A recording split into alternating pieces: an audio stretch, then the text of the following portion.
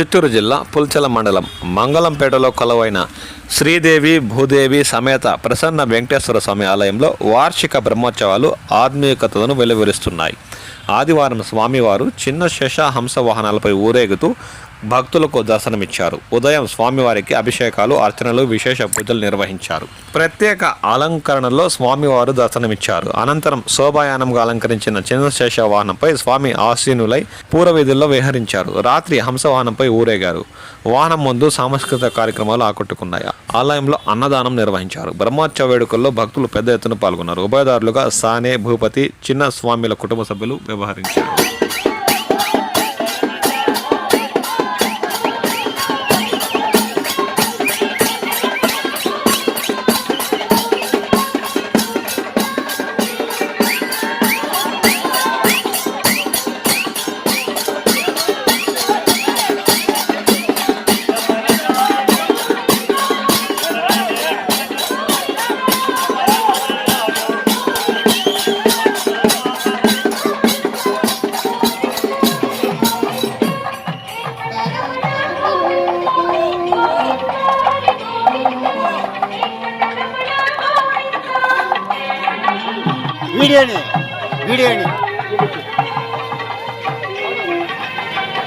వీడియోనే తీసింది.